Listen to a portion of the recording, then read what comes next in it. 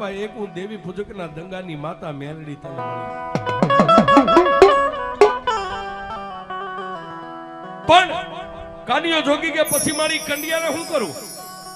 કાનિયાએ કંડિયાનું ઢાંકણું માથે બંધ કરી અને કંડિયો તારા ખંભે લઈ અને ધરતીની માલપા નીકળી જા.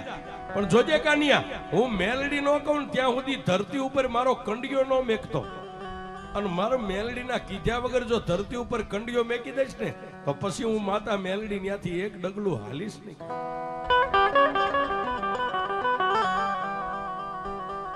પણ સાહેબ, માતા એ ભગવતી મેલડીએ કીધું એ પ્રમાણે સાજવાટી દિવસ ઉગ્યો એટલે એને જેવો આવડે નો આવડે એવો નાનો કંડિયો બનાવ્યો. હાથમાં ડાક લઈને ડાકની માથે આમ ત્રણ દાંડી મારી અને પાછી માતા મેલડી આવીને સામે ઉભી રહી. કાકાના મારી આ કંડિયો કાની આવે જગતની માલિપા જોઈ લે હું મેલડી કેવડી છું અને મારી મેલડીનો ખેલ જોઈ લે બા. કાનિયો જોગી ભાળે એમ 13 વર્ષની દીકરીના રૂપમાંથી હવા વહેતની નાગણી બની અને કંડિયાની માલિપા બેહી ગયા. પછી કાનિયાને કીધું, કાનિયા હવે આનું ઢાંકણું બંધ કરી અને કંડિયો તારા ખંભે લઈ લે બા. કાનિયા જોગીએ કંડિયાનું ઢાંકણું બંધ કરી કંડિયો ખંભે ઉપાડી ગામડે ગામડે ગામડે ગામડે રાત રહેતો જાય, ફરતો જાય, રાત રહેતો જાય, ફરતો જાય. પણ ફરતા ફરતા ક્યાં આવ્યો આજનું જ્યાં શિયાળા ગામ છે, ધોળકા અને બાવળાની બાજુમાં શિયાળા ગામ છે.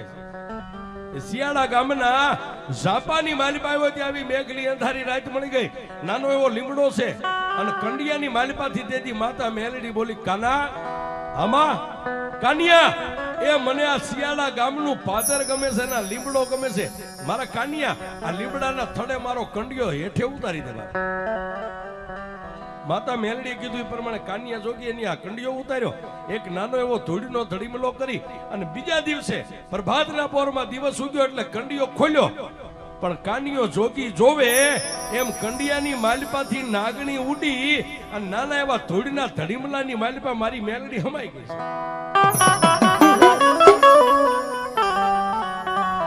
એ કાનિયા જોગીને રાતને દી માતા મેલડી એમ કે કાના માગ, એ કાના માગ, એ કાના માગ. એટલે કાનિયો એટલું જ કેક માડી, હવે તારા જેવી હડીખમ લોઢાના દાંત વાળી માતા મારી હારે હોય, મારી દુનિયાની માલિપા હું તારી પાસે શું માગી? પણ કાનિયા જોગીને માતા મેલડી એટલું કીધું, કાનિયા દુનિયાની માલિપા તને દુઃખ પડે ને તારી આંખોનો ખૂણો ભીનો થાય ને તો દુનિયામાં મને મેલડીને ફટકે છે.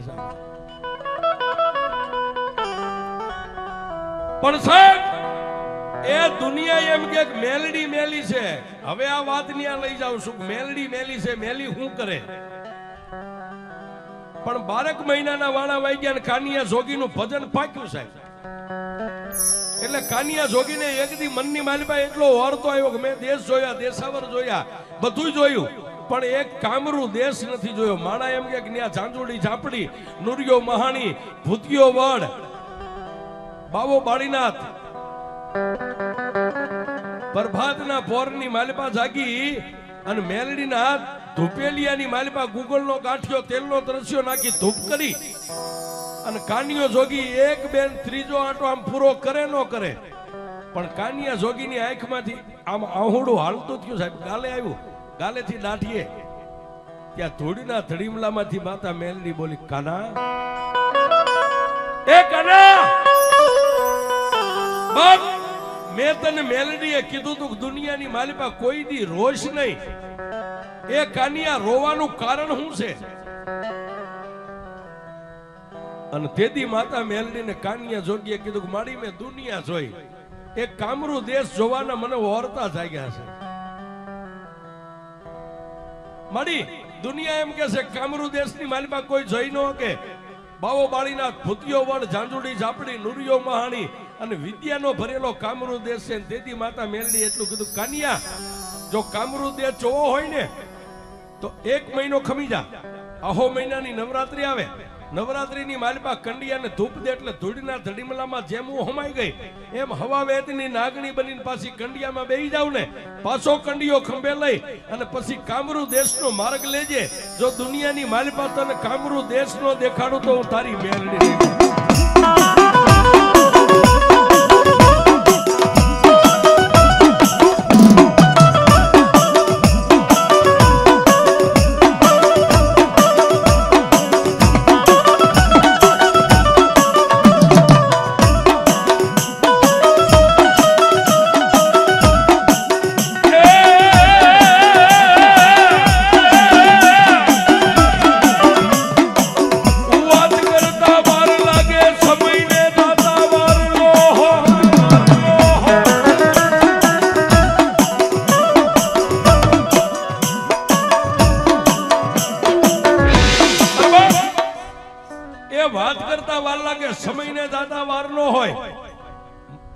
મહિનો પૂરો થયો ને આહો મહિનાને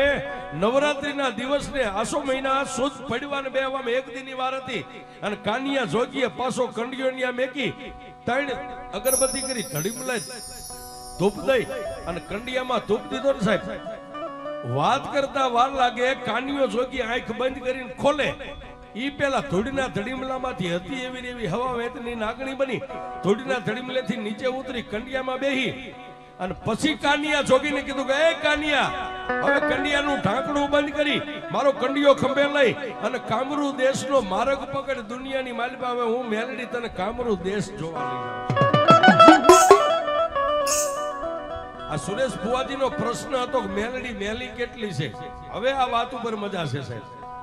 પણ કાનિયો જોગી ધીમે ધીમે ધીમે ધીમે ધીમે ધીમે ગામડે ગામડે ગામડે ગામડે રાત રહેતો સાહેબ એ કામરૂ દેશની સરહદ કહેતા કામરૂ દેશના સીમાડે ગયો ત્યાં બાબો બાળીનાથ પોતાની મઠીએ ધૂળો ધખાવીને બેઠા છે જેની ફરતી ચૂડેલું રાહડા લે છે એ આ મેલડીની પાસે કેટલા દાગીના પડ્યા આપણી પાસે ઘરેણા હોય ને એમાં બધા રહ્યા ને એ મેલડીના દાગીના છે ફરતી એ ચૂડેલું રાહડા લે અને કાનિયો જોગી આમ જોઈ ગયો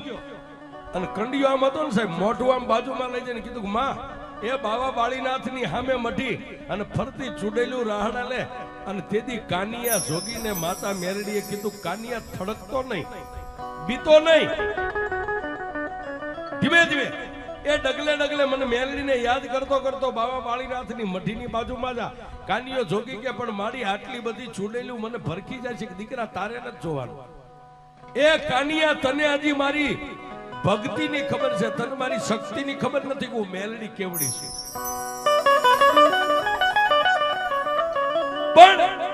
એ કાનિયો જોગી બાબા બાળીનાથની મઢી આમ નજીક હાવ પહોંચે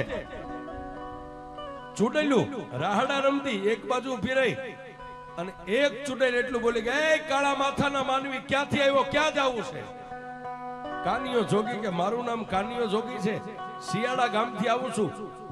અને કામરૂ દેશ જોવા માટે નીકળ્યો છે કાનિયા કામરૂ દેશ જોવો હોય તો પહેલા અમારી યારે તારે હોળ બકવવી પડે શરત બકવવી પડે કે અમે કઈ તું કરી દે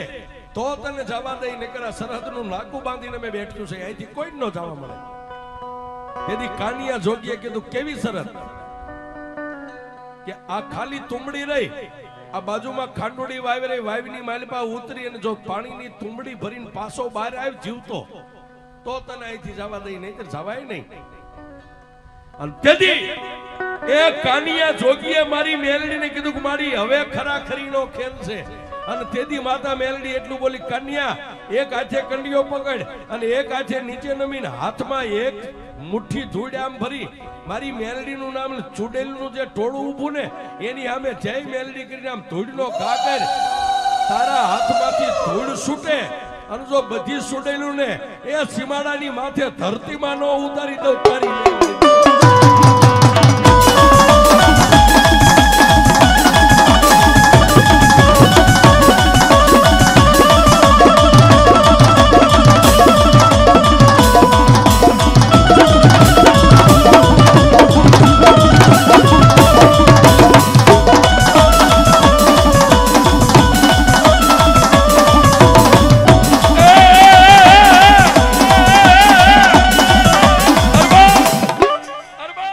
મેલડી હુકમ થયો સાહેબ આ બધા ભુવાજી હોય ને